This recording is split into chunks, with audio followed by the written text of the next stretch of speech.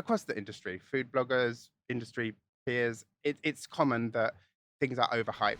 Now we're seeing in Saudi what was happening in Dubai 10 years ago. It's the big names, bring the brands, bring the chefs. And there is a homegrown scene in Saudi. There's a very good homegrown scene, but it's going to take time to flourish like it has in Dubai. Mo from Sticky Rice, when they won during COVID, he was just like, I didn't believe in any of these awards. I thought it was all trash.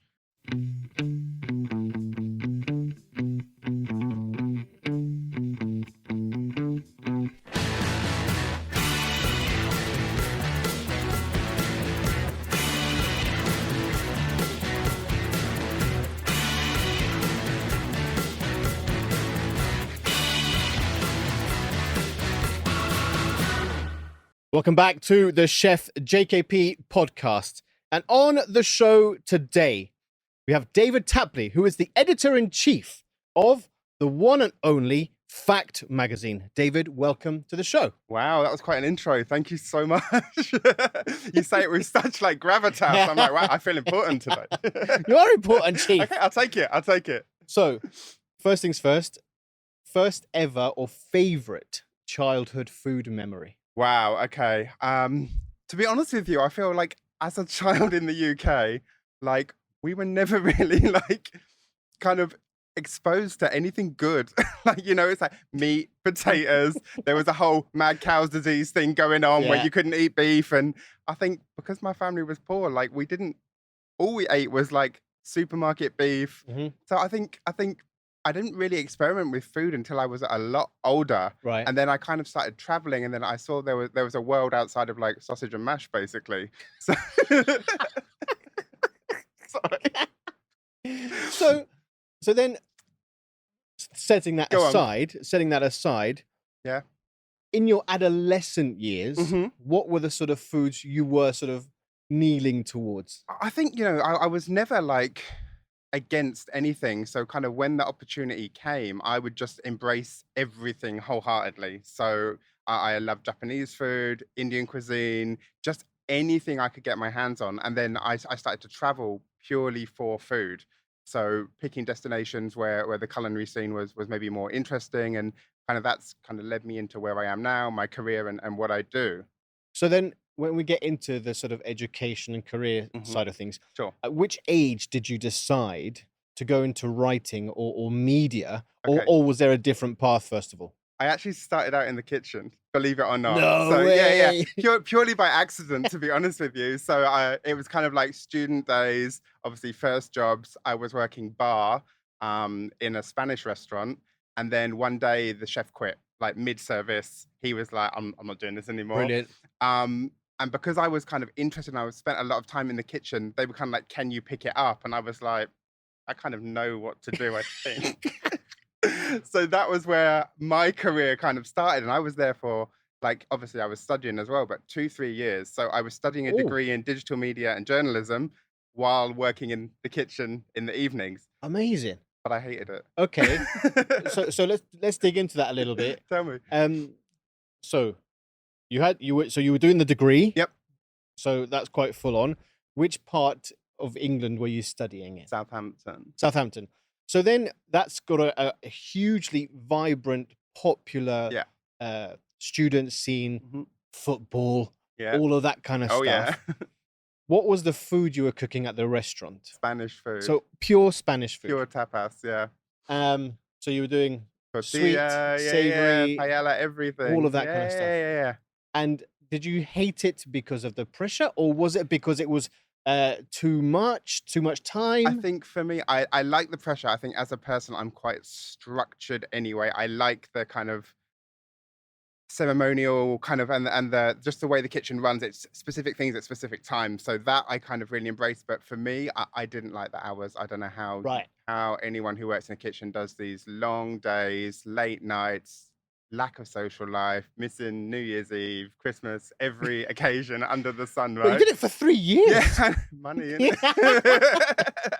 But apart from the hours, which we know about, what did you learn the most during your time in that kitchen? I think for me, it was at the beginning, it was kind of like think on your feet, but obviously there's a pressure because obviously people have to eat the food, and I'm not culinary trained. I'm not even experienced as a chef. I just literally had been in the kitchen so much that I kind of knew how things operated. I knew how, while you're waiting to sometimes take plates, you kind of see how the service and the plating is done. So it was a bumpy ride, I'm not gonna lie. But yeah, I kind of enjoyed it, and I obviously had a team as well around me, and they would kind of show me what to do when I Right. didn't know. So yeah, So baptism of fire. I mean, absolutely. And the other thing I wanted to ask you Go on. is, during that time, Mhm. were you doing the preparation or were you just in the service, or you were doing It both? At the beginning, just the service, but then when they kind of saw that I was enjoying it and, they just kind of extended that opportunity to me. So then I took on ordering and, stock control and all of these things. Oh, So, and as and studying. yeah, as an 18-year-old, like Wow. you don't have a clue. No, but I mean, well Yeah. done. I mean, that's Yeah, not yeah, easy. yeah, Not easy, but what an accidental way of falling yeah, into the yeah. kitchen. Uh, So then after your degree, Yep.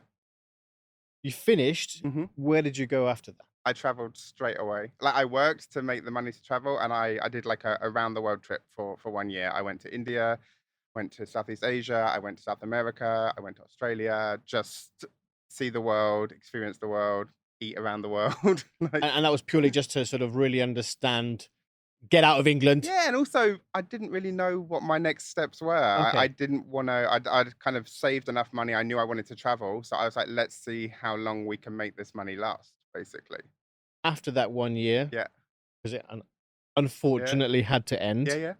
where did that path take you then? I came back to the UK. I was working in television because my degree was journalism, TV, media. Um, Enjoyed it, but difficult to progress at all. So then I ended up taking an office job so that I could buy a house, which I did. Bought a house in London, and then literally a few years later moved here. So yeah. But so then, if I ask you, in TV, what was the Mhm. job you were doing then? I wanted to be a cinematographer. That was my end goal. Um, but I think the traveling had made me kind of in the back of my mind think I might want to be a food/travel writer. But the TV work is hard. You have to do a lot of the like grunt work, running, all of this stuff. It's hard to progress, especially in the UK. The industry is so small. There's very few opportunities. You literally have to stick it out for as long as you could, and it got to a point where for me it wasn't feasible to stick it out. I had a kid on the way. I couldn't do it anymore. Like financially it wasn't viable for me to try and achieve this dream that may never happen. Okay, but then you said something really interesting, which was, along the way through your travels, Yeah. you found a passion for Yeah. food and writing. Yep. How did that spark sort of ignite itself then? Yeah, I think I was kind of keeping a journal while I was traveling about my experiences because this was 2006. So there was no Facebook, there was no WhatsApp, the only way you could communicate was send an email to people. So there were no travel blogs back then either. It was just a kind of case of from my own memories, but also if people wanted to know, like, what did you do? Oh, here's this thing. And people tell me, oh, you've got quite a way with words. I had a degree, but I had A levels in English as well. So I guess I'm not I'm not like classically trained in that sense. But yeah, I enjoyed it and then kind of thought, how can I weave this into next steps? So then, when you did move to the UAE, Yep. how did the writing begin, or what did you fall into? Did you go into another line of I TV? did, no, no. So when I came, I was convinced like this is what I want to do. I'm going to do it. But this was more than 10 years ago. 2013, I moved to the UAE, and there were no jobs in publishing. Like people would die in these jobs, and there'd be 50 people ready to take their jobs. So the industry was very different then to how it is now, I would say. So I ended up working in hospitality again. I went into the PR side of things. Um, and that's when I met the Fact team through that. Obviously, we would invite them for hotel reviews, restaurant reviews. The editor was like, "We're really struggling. Like, we're managing Bahrain, Qatar, Dubai, Abu Dhabi. Like, we don't have the reach. So, would I be interested in taking kind of on the food stuff for the UAE because the team was fully based out of Bahrain back then? Right. And I kind of jumped at the chance. So I was PR by day and incognito restaurant reviews by night kind of thing. Oh, So wow. yeah, yeah. So when you were doing the restaurant Mhm. reviews, completely incognito, nobody knew? Depends. Okay. Sometimes yes, sometimes they will be set up by the property, but not all of them. And even now, it's not that way. Like we are invited. I'm not going to lie to a lot of the stuff we attend. But if we want to go somewhere, we don't reach out and say, "Oh, can you invite us?" We go, we pay, we write our experiences. All right, so I'm gonna set the scene for you. Sure. 2013, Yep. you're invited, or you've been told by the editor at the Yeah. time, David, there's this restaurant that I need you to Okay. write about Yep. incognito. You have the experience, hmm and it was horrendous. Yep. Did you write about it? Never. Why is that? For us, obviously, well, for me specifically, because I've worked in the industry and you see how much people plow their lives into these businesses. I'm not saying that you shouldn't give feedback, and we always give feedback, but I don't believe in tearing the restaurant down just because you have a platform to do so. And it affects people's livelihoods, jobs could sometimes be on the line. And I think if you have a bad experience, there are ways to talk about that experience and there are ways to feed that back. Um, it doesn't have to be made a public forum, in my opinion. So how do you, as a Yeah. writer, feed that information back to the general manager, Yeah. the chef, the PR team? I mean, I think generally they will be aware while you're there there's an issue. Most people will be aware you may not be eating the food, you may not be finishing the food. People are listening to the conversation you're obviously having with your whoever you're dining with. Like restaurants get it. Um, but if they don't, or sometimes you can tell that they're not going to be receptive to the feedback one on one, face to face. If it's an invite, we will always feed back to the PR afterwards, the good, the bad, everything in between. And sometimes they will obviously invite us with the intention that we will produce some sort of written content for them, but we will obviously explain that that's not going to happen and the reasons why, and obviously what the kind of things are for improvement. But obviously, that's my opinion, and my opinion may not be the opinion of your average diner as well. That's the thing you have to. Everyone's gonna have a different experience. True, David, but you're well traveled, Yep. you're media Yeah. trained, Yeah. obviously, which is a big deal. And you are there to write on the perspective of the diner, not the perspective of the chef. Of All course. right. Yes. So has it ever sort of got you into any hot water Yeah. previously? I've had people threatening to sue me for defamation because I might say the steak is slightly overcooked. Like a lot. We deal with it a lot. And at fact, we've always prided ourselves on offering realistic reviews. We're never gonna be this is the best Thai restaurant in Dubai. This, and then the next week, this is the best Thai. Like that we see a lot across the industry, food bloggers, industry peers. It's common that things are overhyped very often in the region, and I think that's because people are fair. People are afraid of kind of blowback on saying anything negative. They're afraid of potentially ruining relationships with PRs, properties, whatever, and also people just here and just not used to it. Mm. They're not used to. It's not like the UK where you can literally say whatever you want Slate and somebody. do whatever you want, Yeah. right?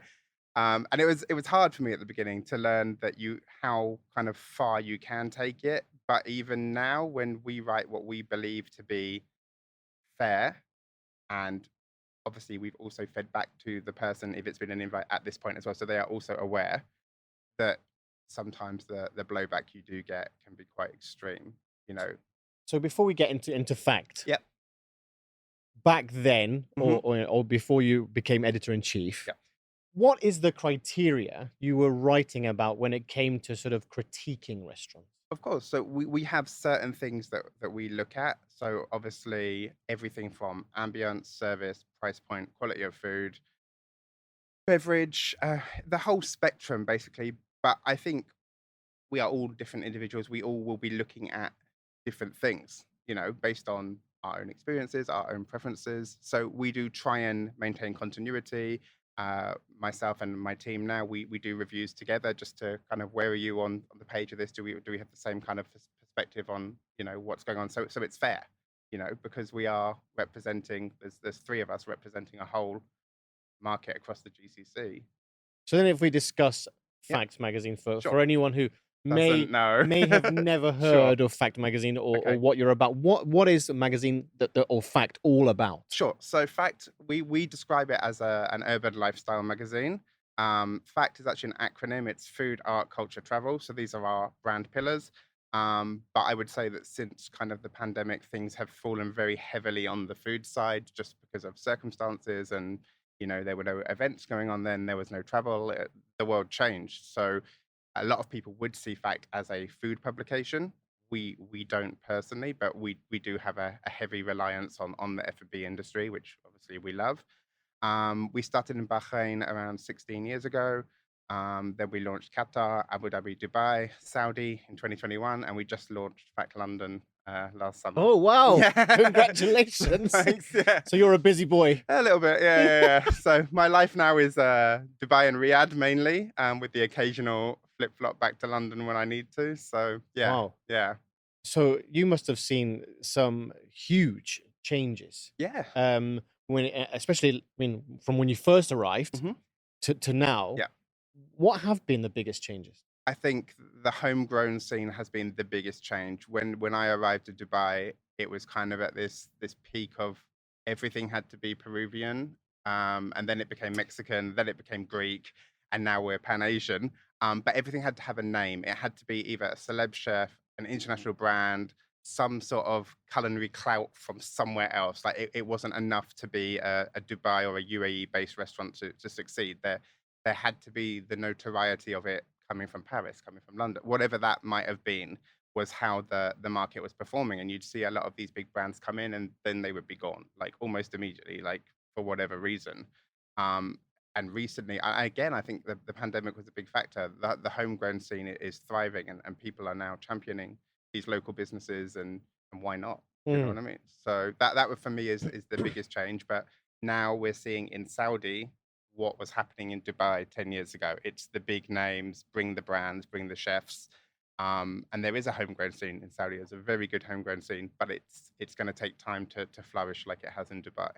Because it's really interesting, obviously, what's happening in Saudi as well. Yeah. But I do believe that Dubai is leading the way. Of course, yeah. In the culinary scene. I mean, I do. Yeah. I personally, I call it the gastronomic capital of the Middle East. Yeah, I would agree. Yep. We're really doing amazingly. Yeah. And I had a conversation with Liam Collins, Okay, who I know is Liam, yeah. part of the Fact team, and Yep. and what was interesting is saying that this year it's the comeback of the big Michelin chefs. Yeah. Because there's so many in the city Yeah. now. But I do agree with you. I think the fact that we have these homegrown talents Yeah. is incredible. Mhm. But then if we fast forward to now, Go on. and PR companies, chefs or restaurateurs Mhm. want you to come in. Yep. Again, what is the criteria for them? Number one, do I just contact you and say, can you do a free site visit? Is it because you're an opening? What do you really do to get the value out of it? Yeah, I mean, for us, kind of internally, we would say the restaurant needs to be new. And when we say new, we don't mean like it opened yesterday. There needs to be some sort of time for the restaurant to bed in. We're not going to review a restaurant the day it opens. It's not fair. It's not right. There's going to be teething issues. No one is going to open at 100% perfect, like with the best. Like it's just never going to happen. So there's a kind of a teething kind of like bedding in process where we might visit, but we're not going to review. And there's been recent restaurants we've done that with, like Lena, for example. They wanted us in for feedback, but they didn't want us to write anything, and we were completely on board. We had the same policy. It's not fair. So generally, we would say the restaurant would need to be new. That would be our main criteria, because people unfortunately don't want to read about a restaurant they already know about or they've already experienced. For us, in terms of if we're trying to generate clicks, we need to be talking about the newer stuff, what's trending, what's the hottest openings in the city. Because also you must get a lot of people wanting you to come in and saying, well, why can't you come in? Well, it's not fair. Yeah. It's not easy, especially because whereas, kind of 5 years ago, I might have been like the food guy for Fact. My role has changed. I'm now overseeing several marketplaces, several time zones. I'm not always here anymore, where I was very much in Dubai all the time. You'd see me out all the time. I'm not anymore. I spend a lot of time in Saudi. I spend time in London. I'm generally not here, not enough, but I can't go to every invite, and it's not possible. But we have a team. We try and make it to as many as we physically can. So yeah, it's And it must be also, I'm just thinking, David, it must be quite, not, I don't like to say challenging, but yeah, I think it must also be quite amazing for course. yourself yeah. to see so many different markets and see what's going on 100%. here and Yeah. there. Like also from a dining Yeah, perspective, yeah. I totally agree with you. I've been to new openings where Yeah. you think, okay, I'm gonna give you a chance. Yeah, you you know? have to though. and then you come back like 3 months later, 4 months later, and they are just like boom. yeah. And it's amazing. Yeah.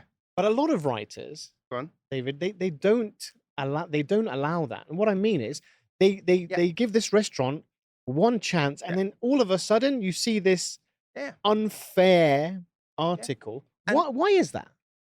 I do understand that perspective. I think the general consensus, if you spoke to one of these writers, would be if they're open to the public and they're accepting people's money, they're open to anything and they're open to criticism. If they are willing to take people's money, they should be ready. Right. So it doesn't matter whether it's day 1 or day 100, they're taking money, and therefore I have every right to say what I want to say, which I do understand that thinking. Yeah. But I also think no matter, and maybe it's because I'm from an operational background, no matter how many trial runs and simulations you do, nothing is going to prepare you for the actual customers. Because when you're doing trial runs, it's friends and family. They're not going to be difficult customers, right? How was it? They're happy they got a free meal, let's be honest. So I think, it's very difficult once you have actual paying customers who have opinions and have expectations. The whole dynamic is going to change from a simulation. So, and I get it. A lot of people want to be first in. They want to be the first ones to write whatever. Like that's your prerogative. But also, it can be a little unfair sometimes. Yeah. But then for Facts Magazine, Mm-hmm. you now have these awards, which everybody also talks about during during award season here in the UAE. Again, what is the criteria for a restaurant or an establishment to win? To win. Yes. Okay, so let me just take it back to basics first. The Fact Awards, if I'm not mistaken, we are the only awards in the region where there is no money exchanging hands between any party at any time. You do not have to pay to nominate. You do not have to pay to attend. You cannot pay to win an award. It's not part of the process. So I know other publications, it's kind of big spenders are awarded. I've worked in the industry, you can pay for the award if you want to. So when we started the Fact Awards, our objective for the UAE market specifically was we're not doing any of this stuff. Like we're not awarding advertisers. You may advertise with us, but that doesn't equate to the award. So we run the awards completely independently of our commercial team. It's overseen by several members of the team. So to win, we have 2 winners in each category, which is also particularly unusual. So we have what we call the best, which is decided by a panel of industry experts. So members of the editorial team, people who are not working in the industry, but somehow connected to the industry. So there's no conflict it's not people who work in restaurants, it's not chefs, it's not these kind of people. And then we have favorite, which is based purely upon a public vote. So we are not involved at all. Literally a couple of weeks before the awards, we collate the votes. Whoever got the most, they're the winner of the public so vote. favorite is a public, completely 100% public vote. Best is more industry. Yeah, industry, critics' opinion, we would say. Right. Yeah. So every category, if we're talking Japanese, there will be a best and there will be a favorite. So there's 2 winners, but one is not better than the other, even though the word best may make you think that. But yeah. So then tell me about the criteria for the industry award. Okay. It's similar to the criteria when we do reviews. So we will ensure that maybe not everyone on the panel, because there's 10 to 12 of us, depending on the year. Maybe not everyone has visited the restaurant. That's not always going to be the case. But, we're looking at, quality of food, quality of service, price point, ambience, the whole spectrum from entry, arrival experience to the moment you leave the restaurant. We're not just looking at food. It's the whole package operation. And is that, and how do you score it? How do we score it? Yeah. I mean, do you have is there a sheet or is it just based on a criteria? So you've got, let's say, 12 individuals. Yeah. 6 may have dined Yeah. at the spot. Mhm. How does it work? I mean, we do have obviously a criteria, but it will start with we will look at the list of the nominees. So these are the 10 nominees. And then people will generally start interjecting like it should be this one. That's how it will start straight away. I went to this one, it's really, really good. And then you'll get the other person's like, well, I went there and I think it's good, but I don't think it's great, or I don't think it's as good as that one. So it's kind of an open discussion that will generally in itself narrow it down from the 10 nominees to maybe 3 or 4, that these are the contenders that we actually think are going to be the best. Okay. And then from that, we will then get into the nitty gritty and that sort of stuff. So then how do you get nominated? So let's say, Yep. again, if you're Japanese, Yeah. how do you choose which restaurants have got in to the list first of all? Sure. So it's 2 things. We have our own list that we start curating before the awards, and then there's a nomination process for Right. restaurants to nominate themselves. Again, there's no money exchanged hands, so the kind of, I wouldn't say the limitation, but we will not have more than 16 nominees in a category because it becomes unmanageable. Yeah. And we can't nominate everyone. As much as we like to be inclusive, it's not realistic. Sure. So there will be restaurants that we know will definitely be in that shortlist based on our own experiences. And then there's space for nominees to nominate themselves. But that, again, just because you've nominated yourself doesn't mean you will be nominated. Again, there's then a selection process, a criteria to, does this meet the peer group, I guess. So, you're not going to have like a mall restaurant trying to go in a Japanese category with like a Zuma. It's just not fair. So, we do have a Japanese casual. We do have a separate category for kind of more casual restaurants as well. So it's just, where do they fit, or do they even fit? And there's some restaurants that are very difficult to categorize just because they don't fall into a cuisine, for example, or whatever. They may be so one of a kind that where do you put them? They're not a European restaurant. They're not an Asian restaurant. It might be, like So Uzbekistani yeah, cuisine so the or something positioning like is that. different. It's position. It's how do you position them, and it's not always easy. And for people who don't know, when do the awards take place? It's different for different regions. So Abu Dhabi is October, Dubai is November, and Riyadh is November, and then Bahrain, Qatar is around that time as well. So then your team Yeah. will start to judge 3 months before? Before we consider the awards a year-long process. Oh, right. Yeah. Wow. So Okay. normally we will launch the awards in a January for a November wins, basically. So we treat the calendar year as the whole thing. So there will be multiple visits. We don't go once and be like, oh, it was really good, they're the winner. Like, it's multiple people visiting multiple times. Sometimes it might be by way of an invite just by chance, but often it's not. So yeah, it's not. There's very little way to influence the awards. So throughout your experience Yeah. and your team's feedback, Yeah. what would you say is probably the most common thing that restaurants get wrong? Service. So but you're not the first person to Yeah. say that. Yeah. What in particular? Sure. I think when it comes to food, firstly, like the actual standard of dining in the GCC is very high. Like generally across the board, it's not that you won't find a bad meal, but you're more likely to find a good meal than a bad meal. I genuinely believe that. I think I've had very few what I would describe as horrendous dining experiences since I've been here. They have happened, but it's not common like it would potentially be in London or other places. I think when it comes to service, the main thing that we see is just this kind of regimented mindset. And I don't know whether it's management, but it's like you can't deviate from whatever is there. So you might go to a restaurant and say, oh, can I have, French fries rather than salad? And they'll be like, no, it comes with salad. Okay, but can I have the French fries? No, it's not possible because it comes with salad, right? This is this thinking, right? And then you'll be like, okay, can I get a side of French fries? Yeah, but you have to pay for it because I can't substitute. That's fine, I'll pay. But it's just this, it's like there's a process that has to be followed. And if you deviate from that process, everything falls apart.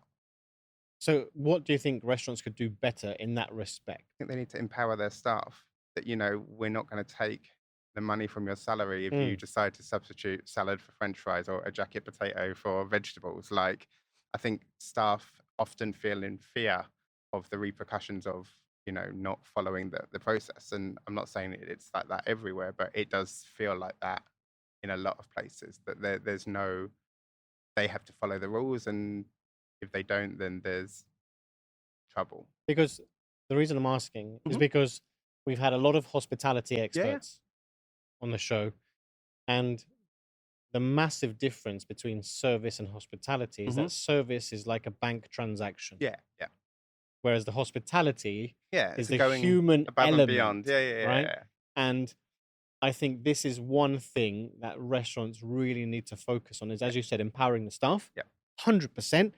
Also having that sort of human touch and saying, listen, this is how much we're going to empower yeah, you yeah, with and learning, but it shouldn't come from the waiters. It has to come yeah. from From above, of management course. and shareholders. But I do agree with you. I think that is the biggest thing. Yeah. Not everywhere. It's getting better and better, 100%, 100%. but still, it's a big thing that we need to work on. Yeah, yeah, But I think if we were able to fix yeah. that point, we would be on a much bigger scale globally. Of course. And there are many restaurants in Dubai that offer exceptional service. Like, don't get me wrong. Like, I'm not saying everywhere is awful. It's not, but you see it a lot. And Saudi has a very similar problem because of the workforce. Like, it's hard to recruit people from outside who want to come and work in Saudi right now. So, there's still a lot of misconceptions about the kingdom. So, when you go to Saudi, the service is very basic, and restaurants will tell you the same. The biggest thing they struggle with is service. But I think also, but there's an opportunity there, Yeah, of course. right? Yeah. To Someone should open a again, hospitality school, well, like exactly, literally, exactly, for because sure. and we can't ignore what's Yeah, happening in Saudi because it's growing at a massive yeah, rate. 100%. So it's very interesting. But the other thing I wanted to ask you, David, is when it comes from a PR and social media Sure. standpoint, Okay. how important is social media and public relations Hmm. to chefs and restaurants? To restaurants. Chefs and restaurants. I think social media is very important, to be honest with you. Whether you like it or not, it's bringing an awareness to your brand, that and getting your brand in front of eyes that might otherwise not see.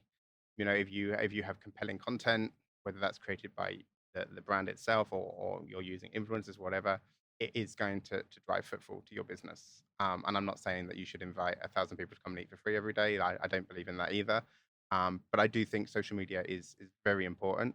I think for a long time we didn't put enough emphasis on it, and now even for us in our jobs, it's like, do people even want to read anymore when they can watch a 15-second TikTok and be like, that looks cool. I want to go there.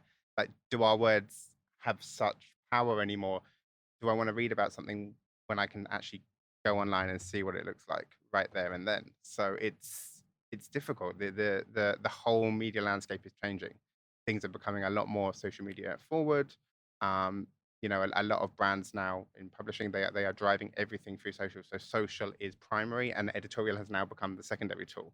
And it's not Whoa, like that for us, but a lot of conversations I have with my peers is a lot of brands are looking to go that way. really? Yeah, yeah. Because people don't want to read. They don't. Why do I want to read a review of a restaurant that might take me 3-4 minutes to read when I can watch a 20-second reel on Instagram and be like, yeah, it looks nice, I'll go there. Like, that's the tipping point now, right? That's Unless you trust that person's opinion enough that yeah. I read all your reviews and I've been to places based on your reviews, and I agree with your thought process. But it's difficult. The Wow. industry is changing. So how will fact pivot to that? Do you think, or I mean, are you going to stay writing? For sure. For sure. I mean, we like everyone else, we are putting a lot more emphasis on social media content because we have to compete as well. But famous last words, I don't believe we will be going fully social forward anytime in the near future. No, because there are people Yeah. who want a hardcore read. Yeah. You've got people who love Of to course. read. So I'm trying to sort of wind my way around it. I understand like the 15-second Yeah. TikToks or reels, but also I want to understand the opinion of the writer Of course. because it is all about trust.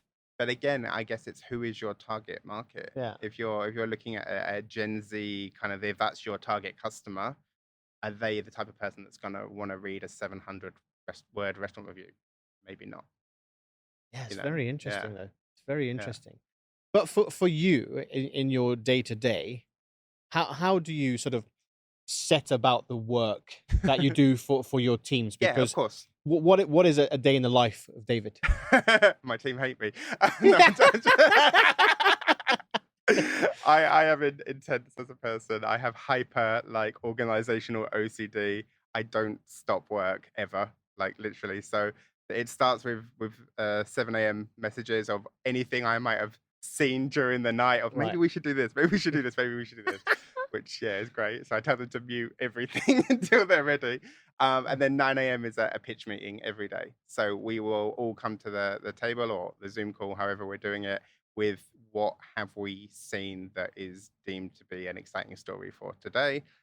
What we may start the day with may not be what we end the day with, because obviously things develop as the day progresses. We're obviously working at a 24-hour news Mm, cycle. mm. So yeah, I mean, we try and like start our day with make sure we have, what's new, what do we potentially have that nobody else has as well, and that will be our priority because at the end of the day, we're all receiving the same press releases at the same time. Therefore, we're all producing the same content, right? And it's like, how do we differentiate fact as a product so it doesn't look like everyone else in our comp set, Right. basically? So what can we do differently? So like you were saying about do you get flack for things? We get a lot of flack for jumping the gun and writing about things before it's been officially announced. So you can't write this, there hasn't been a press release. Okay, but you have a website and all the information, including the menu, is on your website. It's in the public domain. Therefore, we don't have to wait for your press release. Like, we know this place is opening. Why can we not cover it? Like, so it's a difficult conversation sometimes because people have media plans. They have rollouts at how they want to reveal their restaurant. But obviously, like any good journalist, we're looking for stories. We're not looking to trip people up or anything. But if the information is out there in the public domain, then we will potentially write the story. And when it comes to your team, whether it's Yeah. in the UK, Hmm. Saudi, Yeah.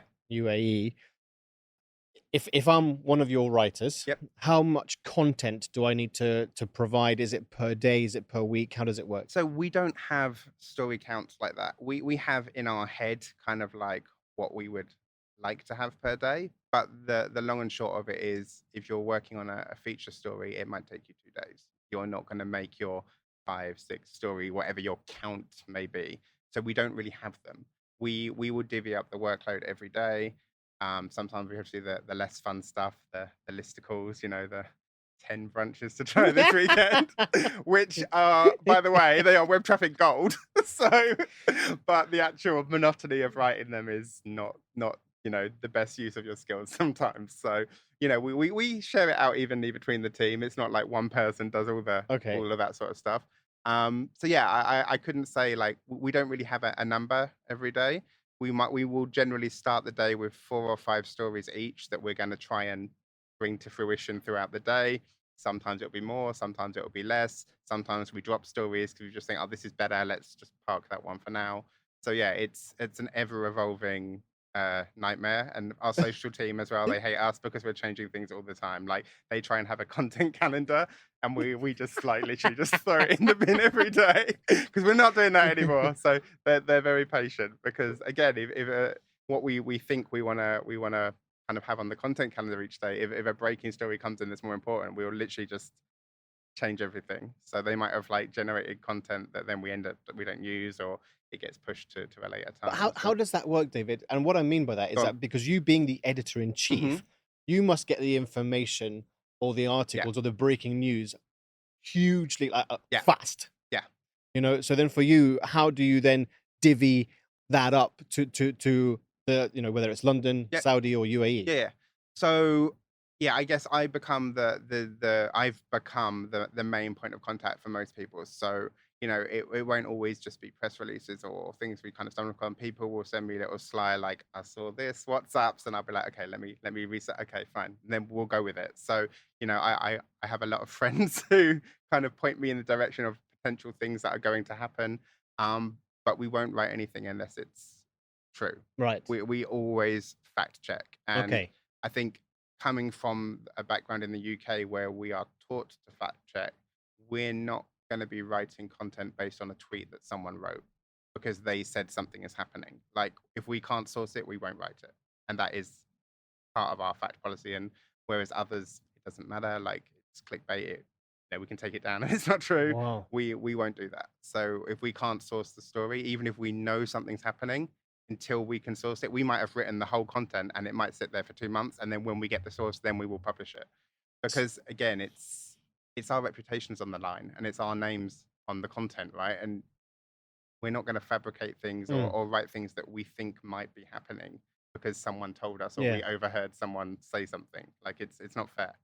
So then, because I've got a couple of questions that have Please. just popped to mind. Go on. Number one, Yep. and I just want to sort of, how can I poise this? Who do you think in your mind Yep. makes the biggest impact? And I'm not just talking about food. I'm also talking about travel art as what you're doing. Between the influencers and writers, credible writers, who makes the biggest impact? The biggest impact. Yeah, would you say? I mean, from your experience. I think that the influencer market, I know us as journalists, we like to be like, oh, they're all trying to steal our jobs. That they're not. By the way, I couldn't create content the way they do. Most of the influencers are not writing content. There are some, obviously, but most, there are some amazing influencers out there. Like, I'm not one of these influencer haters. Like, honestly, I genuinely think there are some fantastic people doing some fantastic work, and that you can see it. The brands they're working with, people are paying them to produce this content because they are experts in their field. For us as writers, I couldn't tell you whether us writing content makes a bigger impact. Again, I think it's the likelihood is the influencer has a wider reach. If you're talking about someone with 1 million followers, we don't have a readership of 1 million, and I'm not going to lie to you and say that we do. So if they are reaching more people, they potentially have more impact. But where are these people? That's the difference, right? So you could have 1 million followers, but if they're in the US, Russia, wherever, how does that apply if you're promoting something in Dubai? Whereas we know our following is majority GCC because of our products. Yes, we do get a lot of traffic come from like outlying countries, from like India, we get quite a lot. We get UK, we get US, but majority of our web traffic is UAE, Saudi, Bahrain, Qatar, Oman, Kuwait, locally. So, and that's kind of what we tailor our product to. Like our kind of tagline is that we describe Fact as being a fiercely local product. So yeah, we are producing content for the regional marketplace, but also we're not just covering the glitzy 5-star hotel opening celebrity chef restaurants. We will be covering as much homegrown kind of grassroots concepts as we are the 5 stars. So yeah, it's about the people, not just the brands. Love that. Love that. So then, if I'm a budding or junior writer, how can I get my foot in the door if I was to come to you and say, listen, I think I have some good writing skills? What can you do? How do I approach you? I'll tell you how I did it because I had to do it when I came here. So when I came to Dubai in 2013 and I was applying for all these jobs, and like I said, there was just no movement in the marketplace. One person gave me one really good piece of advice, and they said to me, write down your experiences, create a blog, any sort of platform where you can share whatever it is that you're interested in. It doesn't have to be something that would eventually end up in a magazine. And that's what I did, because a lot of people would interview me and then be like, you don't have local experience. Like, yeah, we can tell you can write well, but what do you know about Dubai? If you're going to be writing about the UAE and you've just moved here, what knowledge do you have? So someone encouraged me to start basically create your own platform. So I started basically a food blog, and it was doing quite well, to be honest with you. And then that was the stepping stone, I think, that took me from trying to work in the industry to actually, obviously, network is quite important as well. And if I hadn't met the Fact team, it probably would never have happened. But the kind of blog was also a way of me kind of transitioning into that industry. So I would say to anyone, start something like I'm not saying it has to make money. It's not a side hustle, but a portfolio, I guess. Right, So right, right. if you're interested in outdoor adventures, write about that and then ship that to people. Like this is what I've been doing, and if it's the quality is consistent over time, people will appreciate that. So yeah, I think that's really cool. yeah. You know, And if uh, you love writing, it's not going to be like a chore to do it. Do you know what I yeah. mean? If you genuinely, I want to work in an industry where I spend all my day writing, and trust me, it's not always easy. Like creative block. Sometimes you'll be sitting with a story that you just cannot get on the page because whatever's going on in your head just isn't allowing you to do it. So, if you like to write and that's what you want to spend potentially your career doing, you won't have any issue writing one blog post a week to kind of create a portfolio. So But yeah. and do you miss it? Do you still write, or you have no time anymore? No, I write a lot. Like I'm lucky in the fact that I get to pick and choose my stories. So I don't generally work on the news desk unless someone is like is off. So I'm not retwisting press releases. But I guess I get to pick and choose what I like to do. So like certain restaurant reviews I will do, certain travel pieces, but that's not to say the rest of the team don't get to. Like we have discussions about everything. Right. Every review we decide who's best suited for it. Every travel piece we decide who's best suited for it. So my colleague, she does a lot of the travel stuff purely because circumstantially for me, I have two kids. I can't drop everything and Yes, yeah. every week and jet off to somewhere else. So we're very lucky with our jobs, like what we have access to and what we get to experience. So yeah. Now, the biggest change Go that on. we've had here within the past 2.5 Hmm. years is obviously the arrival of the Michelin Guide, Yep. Go and Milo Hmm. Guide, and obviously the 50 Best. Yeah. How has that impacted your team's writing? I don't think it's impacted our writing, but I think that the notoriety of these brands, 50 Best, Michelin, it's brought kind of like we all knew the culinary scene was great, but it's kind of brought some sort of like verification to it. Like it's now we don't just believe locally it's great; it's believed worldwide that we have this amazing culinary scene and these great restaurants. So it's been really beneficial. I think for us as a team, it hasn't affected our writing, but I think for us it's like how do our awards that we've been running for the last decade play into this now? Because these are platforms that are global. We're not. So not to say our awards don't have relevance. That is completely not true and completely unfair. But where do we fit into this scheme now? And I think for us, we're lucky. We stick by our guns of how we always have been, where it's you're not paying for anything. So completely impartial. That is our brand, and that will always. And I'm not saying obviously these guys you're not paying Michelin, you're not paying Mm. 50 Best to award you.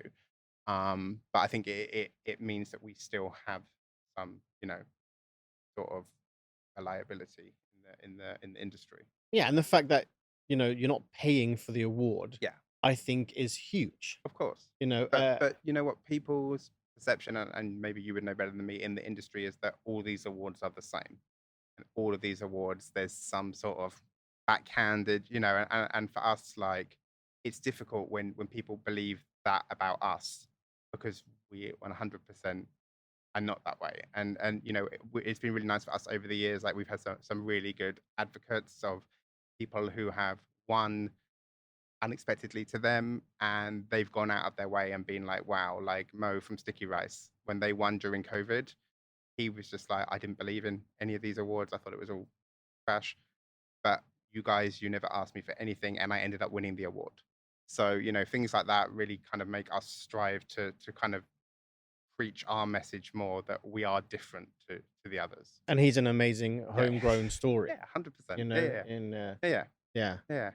but But again, industry perception is mm, that because of other awards where you do have to pay, and there are awards on international levels where you can pay as well. If you want to guarantee placement, there's a fee, but right? in my opinion, I think the way that you guys are doing it gives you more credibility. That's why we do it. And people always say to me, "But why do you do it? Like, if you're not making money, what's the point? Like, you invest so much time and so much effort into this, but you're not making like you're a business. Like, why do you do this?" And for us, it's like we're trying to champion the industry. We're trying to give back to the community and show that there are restaurants that maybe wouldn't be recognized by the Michelin Guide, but that doesn't mean that they shouldn't be awarded. You Right. know, we're not that focused on fine dining. Do you know what I mean? Like it's like with Michelin, I guess not all the restaurants fine dining, but it kind of skews that way, Yes, right? yes, yes, So yes. for us, it's like you don't have to be fine dining restaurant in a 5-star hotel to win a Fact Award. You know, just be good. It's all about those local heroes Yeah, as yeah, well, of right? course. Yeah, yeah, yeah. And you see it especially in the favorite category. Like even for us sometimes when we're compiling the votes, we will be like, okay, who do you think the favorite whatever Japanese is? And then when it comes in, you're like, wow, like not that it wouldn't be my choice, but you just don't know how the public are voting. And how heated does it get in your office? What 1 week before the awards? It's about 2 weeks before. It's we don't talk to each other sometimes because we're all quite strong personalities, and obviously we all have our favorites, and we don't want to back down, you know, because actually you're like, I believe this is the best, and I don't want people to think I'm associated with something that maybe isn't the best. So we will all fight our cause, and people know which ones I will fight for before we even get to the category. It will get to the category, and they'll look at me and be like, I'm like, yeah, we know this is gonna end. But is it you making the final decision, No, or no, is no, of it's course based not. it's No, no, based it's on majority votes, right? majority rules. Yeah, yeah, yeah. Wow. It's not, and some people do say that, and I'm like, I wish it was David's favorite restaurants. Honestly, like that would be my dream, honestly. But unfortunately, we are a panel of 10 to 12 people, so Wow. you know it's not even facts because not everyone on the panel is associated with fact either. Right. So you know it's we're trying to be as fair and honest as we can within the constraints we've set for ourselves. And if you are a new restaurant Yeah. on the scene, Mhm. let's say for monetary reasons, Yeah. you don't have a PR company, It's fine. can I simply send you a DM on Instagram and Of say, course. could you please come and check out my restaurant? Sure, we get it a lot. Yeah, or email our editorial team. Like we're not like at the behest of PRs, and I think a lot of the time, like our jobs, people believe our jobs is just to turn around press releases. Like that's what we do all day. We sit in the office waiting for the press release to come in. We just turn it around and publish it, and that's our jobs. Not at all. Like I would prefer not to write from a press release because you all end up having the same content, but sometimes we will write like what I believe to be quite compelling content, and you'll get a message from the PR agency being like, "Can you just publish the press release?" Because all No. the messaging is there. You know, we've hit all the key messaging. That's what the press release is for. And I'm like, but it's not our job to publish a press release. That's not what we're employed to do either. Our job is if we think your press release is viable, that we take what we need from it and we spin it into our own story, right? Because do you really want 10 publications with your press release published Copy word for paste, word? right? Like, yeah. And also our Google rankings will plummet for plagiarism. So, Right. because if you duplicate content, Google sees it and it will lower your ranking. So to any Oh. platform that's just publishing press releases, good luck to you, honestly. Like it's not gonna benefit you. Like Google wants original content. So that's the other thing is obviously because I'm not in the game that Yeah. you are. So, and I would find it more interesting if I was to share a press release. Yeah. And then for someone else to rewrite it in their Yeah. own beautiful way. Of course. And that's what you would think, right? Yes. But no, it's not That's what you always, would think. it's not always the case, unfortunately. I'm not saying it is. But that's the beauty of having humans and Yeah. and them adding their own personal flair special to it. twist. Yes. Yeah, and that's why we do it, because otherwise for us we're just data entry. I might as well work in an accountancy firm, to be honest with you, just putting in numbers all day. Like we love to write, that's why we do it. So And it's an art form.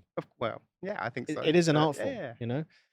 So then where are your future predictions for the region when it comes to fact Mhm. and when it comes to food overall? I think for facts, I think right now for me, like Saudi is my baby. Like honestly, this product, like when we launched it in 2021, I don't think any of us knew how special it was going to be. I think we were just kind of like when our publisher was like, "Oh, we're going to go to Saudi," we were just like, "Oh, small work, don't want to do it." But the first time I went, I was like blown away. Honestly, like I think as how the media portrays things is not always accurate. And I think when I went to Saudi and saw how it is, I was just like amazed. Like there's such a promotion of culture across anything, whether it's a restaurant, whether it's any sort of branding, it's always comes back to heritage and culture. And obviously, it's such a vast country. You go to the Red Sea, you go to Al Ula, you go to Riyadh. It's everything is different, and it's moving so fast, so fast. And I think, yeah, I don't think for a fact there will be more expansion for now. I think for us, obviously, Saudi is still very new to us, and obviously, we just launched London, which is our first product outside of the GCC. I mean, What a it, market to go to. yeah, the most oversaturated market in the world. Yeah, for us, it was I wouldn't say a difficult decision. I think everyone on my team, well, no, two of us on my team, we're from London, so we know the market very well. And for us, we were like, okay, if we're gonna do it, how do we make an impact? Mm, Because we can't just be another Evening Standard, Metro, right. whatever. So we pushed and pushed from the editorial side, and our goal with the London product is we still do all of the pillars. So we still do the restaurant reviews, the hotel reviews, the spa, all of those things that make fact what it is, the kind of experiential stuff. But we are looking at London through a Middle Eastern lens. That is our goal as an editorial team. So we're not just writing about this, that, this museum opened, this happened, because London is so big as Mm, well. So it's like, I guess like when you start a social media account, like what's your niche? People will say, right? Like this is how you succeed. You need to have a niche. So for us, it is London, but from a very Middle Eastern perspective, and that's how we have launched the product. And so far so good. but So there is so much going on in terms of Middle East yeah, and of London, course, yeah, because some of the biggest brands from yeah, here are there now. yeah. There, we're seeing it every day, especially in the kind of like coffee shop culture. These brands from Saudi, from UAE, all going to London now. Like every day, it's another one. So we've seen, and that was part of the reason. Like we wasn't just like, where should we open another product? London. Like we saw a very strong triangulation between UAE, Saudi, and London, a travel corridor and people's habits. And that was also part of the goal, that we can use the audiences here, the audience there, and bring it together. And even when we went to London to launch the product last summer, we were not, I wouldn't say dubious, but we were like, okay, like even for us, like we know what we're doing, but how is the market gonna accept it or embrace it, or are they? And within the first few days, everyone was telling us this is the product London needs. Maybe people are just Oh, telling you that because they want to, but especially in the 5-star hotel sector, because their target market is GCC travel, right. because they have the money, they want the suites, they want the privacy, they want the bigger rooms, whatever. They're traveling with their families, so we were, I wouldn't say surprised, but wow, okay, like people are actually telling us this is actually something that the market is lacking. Like, don't open another platform that just rehashes the same as everyone else. So yeah, it's That's still really very interesting. early days, but yeah, Well, fingers the very crossed. best of Yeah, luck. I'm thank sure you're you. going to smash it. Appreciate it. But the other one, the last one, before we go into Go the on, quick fire question, tell me. when it comes to the kingdom, Hmm. Saudi Arabia, where do you see sort of the most or the fastest growth when it comes to restaurants, and in Yeah. which sections, which Oh, cities of definitely Saudi? Riyadh, 100%.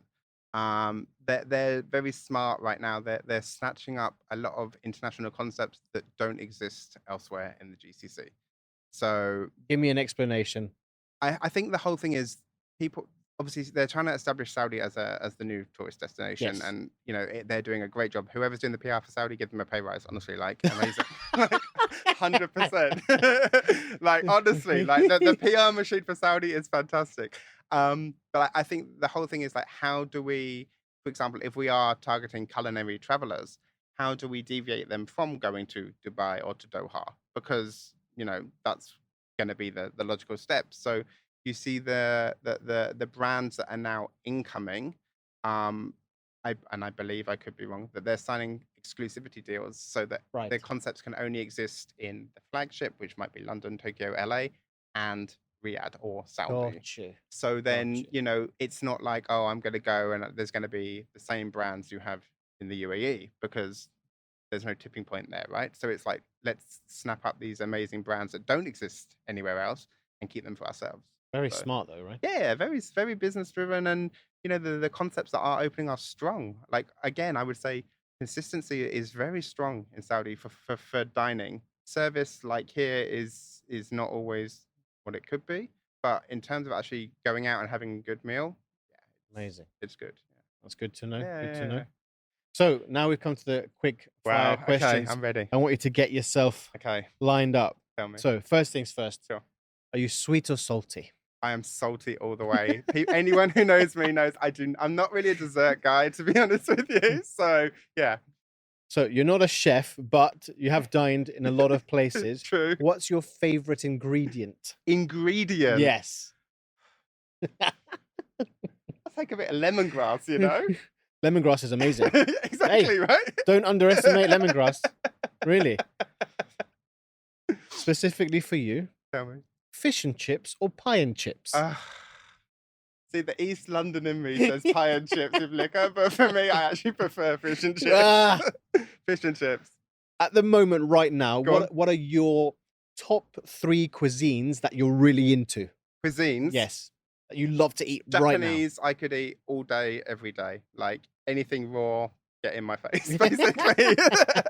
Japanese, Thai, Lemongrass, yeah. lemongrass. There we go. At least I'm consistent.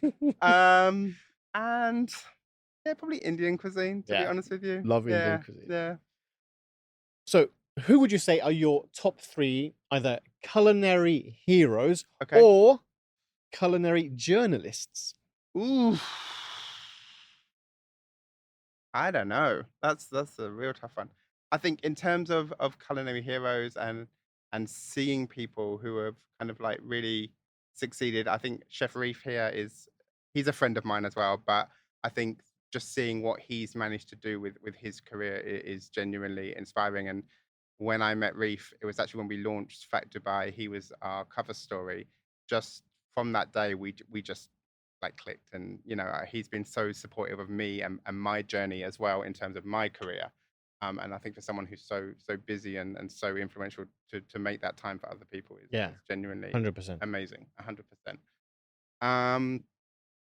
I don't know, to be honest with you. All right, I don't know. let's have a look then. Go on. The other one is, Tell me. you've been a chef before. I have. I mean, I wouldn't say chef, but sure. Spanish Yeah. tapas chef. From all of your years dining out in Mhm. kitchens, whatever it may be, Yeah. what's been the funniest incident that you've ever seen or witnessed, whether it's in the kitchen or a restaurant? I mean, I wouldn't say it was funny for the person, but we went to a dinner here in Abu Dhabi not too long ago for one of the awards that we're launching, and my dining companion has a nut allergy, Oh. and they insisted to tell us that the almond tart didn't have nuts, and I would say 3 people came to the table to tell us that the almond tart did not contain nuts. So yeah. And this is what I'm talking about with this whole service, Right. and yeah. So that was How is your dining companion now? fine. Okay, thank God. EpiPen ready at all EpiPen times. At all times. Yeah. Okay. What advice would you give for any up and coming budding writers? I think just hone your craft, like practice, but get people to look at your content, because even with me, I can't proof my own content. Like my work, anyone who knows me will say David's work needs a trim. Like I love to write long form. I started writing for print. Now obviously I write more for digital. So I love a good 900-word restaurant review, but most people don't, believe it or not. So get people to proof your work. Get people to give you feedback on your work. I think that's the most important thing, because you might think it's the most amazing thing you've ever written, and it may well be, but there's always room for improvement. Even for me, every day. My team, they check my work, they make changes to my work because it's important. So I will divulge Go from on. the quick fire. Yep. What is the magic sauce? What's the magic number when it comes to digital print, when it comes to words? It depends on the piece. We will always say for SEO a minimum of 300. Right. I don't know where that number came from, by the way. It's Okay. just so we will never write content less than 300 words. But when it comes to restaurant reviews or hotel reviews or travel features, we will go right up the spectrum. So around 800 Okay. for us, Fair which is more than not more than most, but more than most in this region. Right. So, but for us, we've seen the feedback, and people prefer to kind of, I guess, get into the nitty gritty of it, Yes. and actually, is it worth my dirhams at the end of the day? So, What advice would you give to 16-year-old Go on. David Tapley? don't work so hard. Take a break. And my team will tell you the same. I have a reputation for carrying my laptop with me everywhere, as I did when I arrived here today. And they're just like, do you think there's going to be like a breaking story? You're going to be in the cab. Like, no, you're going to phone us and be like, write the article. Listen, Yeah, literally. But I'm known for it. Like, press trips, I'll be the one working in the room, working on the plane. And everyone's just like, take a break, honestly. So I know what I need to do, but it's not easy to do it. No, right? no, no. But of course, also you're looking after 3 major places. You know, UAE, Saudi, Middle East, that and London London time as difference will well. get you as well. Yeah. Honestly, you clock off at 6 here, you think you're finished, but then you've got another 4 hours to go in London. So. Wow. Well, look, David, if anybody wants to get hold of Sure, you through yeah. social media, Yeah. how can they do that? I mean, you can get hold of me on Instagram. Dave_Tapley is my handle, or via email is also good. So if you want to get me for any editorials, it's david@factormagazines.com. Perfect. And I'll put all of that in the show notes Perfect. for everyone. So I just wanted to recap what we've discussed because the conversation's been extraordinary. Okay, good. Food memories as a child, Yep. I particularly love. Yep. Then types of food growing up, education and cooking at the same time. That took me by surprise. Yeah. So next time I'm around yours, a bit of a Spanish tapas, let's say, at home. It's kind of my favorite one because when we get negativity about restaurant reviews, people are like, what do you know? You're not culinary trained. And I'm like, I mean, I'm not culinary trained, but I know a thing or two. I know the score. Then, of course, the food, the travel, freelancing, what Fact Magazine is all about. I love the fact that also the awards are not paid for, impartial. I think that really gives you a huge amount of credibility and trust. Thank you. What's going on with the magazine, social media, influencers and writers. I love that also. But honestly, David, it's just been amazing. And I wanted to say on behalf of the ChefJKP podcast, thank you very much for coming in and sharing so much information, because it really makes a monumental difference to myself, to our listeners, because we really want to understand what is done behind the curtain when it comes to writing. Of course. So thank you very much. Keep on inspiring us. Thank you. Keep writing. I want to also one day be involved in seeing your team fight about the awards. Please. Just Come to watch join the panel. Just to watch. Just to watch. We can film it in here, maybe. We'll do Fly on the wall. Yeah, we'll do the next awards behind the scenes. But in all honesty, thank you very, very much, and I cannot wait to see what you guys are going to do next. Thank you for having me. Honestly, pleasure was all mine. Thank you. Thank you.